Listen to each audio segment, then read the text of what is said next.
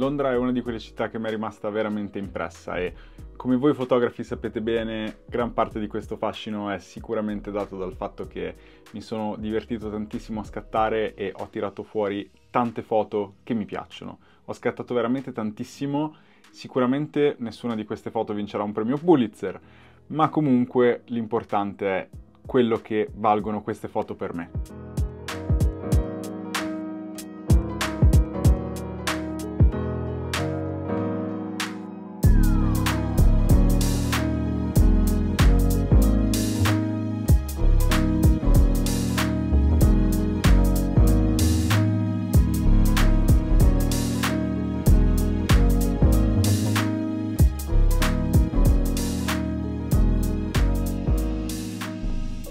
Io proprio nella vita, non solo nella fotografia, sono una di quelle persone che si annoia super facilmente, che se non si sente stimolata perde interesse, perde attenzione, qualsiasi stimolo esterno mi fa completamente distrarre e questo nella fotografia si ripercuote nel fatto che se faccio sempre le stesse cose tendenzialmente mi annoio. Quindi a Londra ho deciso di sperimentare un pochettino di più con inquadrature, con vari layering, cercando di inserire livelli di profondità e di complessità nelle mie foto e devo dire che di alcune foto sono particolarmente soddisfatto.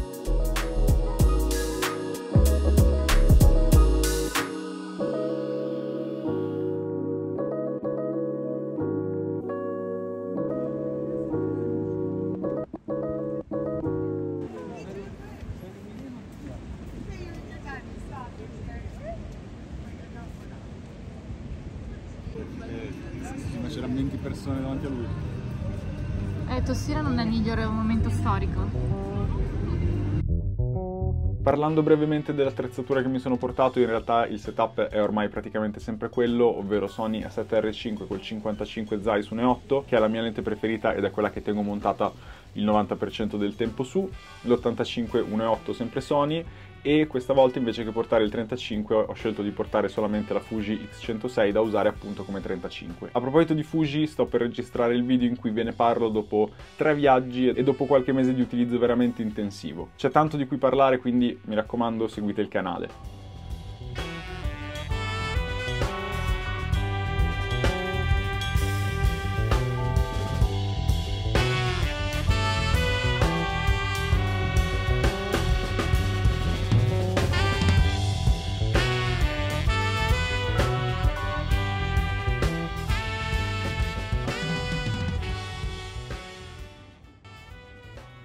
Una cosa che ci tengo a dirvi e che è più una questione tecnica e organizzativa in realtà è che noi siamo arrivati all'aeroporto di Stansted, che banalmente abbiamo preferito a quello di Heathrow per una questione economica, ma in tutta sincerità con un'oretta di pullman siamo arrivati a una stazione della metro e con un quarto d'ora di metro siamo arrivati a Paddington, dove avevamo appunto l'hotel. E secondo me è una delle zone più comode perché hai a 2 passi una mega stazione in cui passano treni e metro e puoi andare praticamente dappertutto.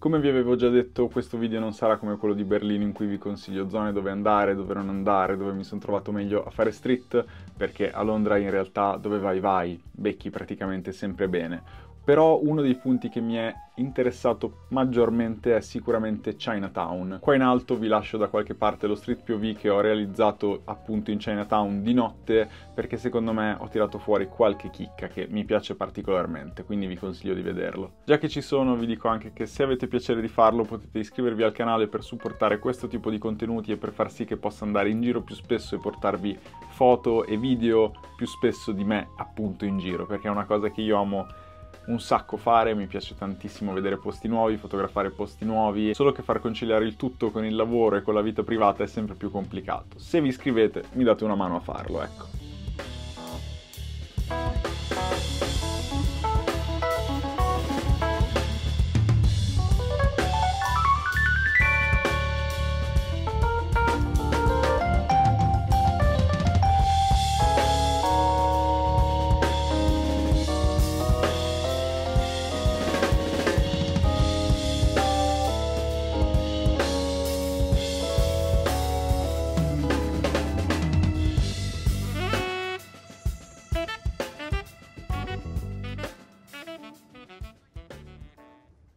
Uno degli aspetti positivi, ma anche negativi, e ora ci arriviamo, di Londra è che Londra è una città veramente grande. Considerate che sono 1600 km quadrati e per darvi un benchmark, Berlino è 800, Parigi è 100, Milano è 180, Londra è 1600. Quindi io che sono un grande camminatore, a prescindere dalla fotografia, a me piace molto camminare, mi piaceva prima di fotografare e a maggior ragione ora che fotografo, a botte di 25-30 km al giorno comunque abbiamo dovuto per forza di cose tralasciare tantissime parti di Londra che sicuramente vorrò tornare in futuro per fotografare, perché ho visto tanto sicuramente, ma non abbastanza.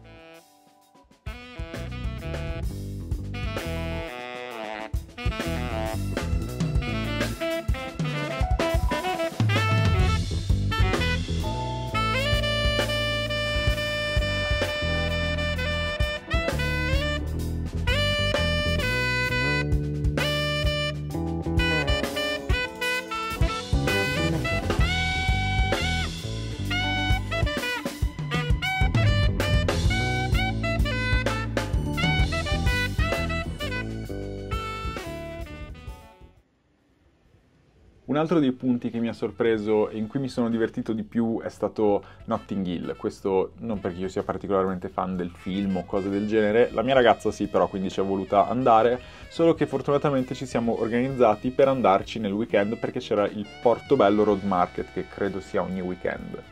Penso di sì, non ve lo assicuro. Comunque è un mercatino tipico con tantissime bancarelle, tantissima gente, in cui mi sono divertito tantissimo a fotografare perché vedi volti, facce e persone comunque immerse in un certo tipo di ambiente e di habitat, e poi sicuramente si vedono anche situazioni un po' più particolari del solito che possono darvi tantissimi spunti per fotografare.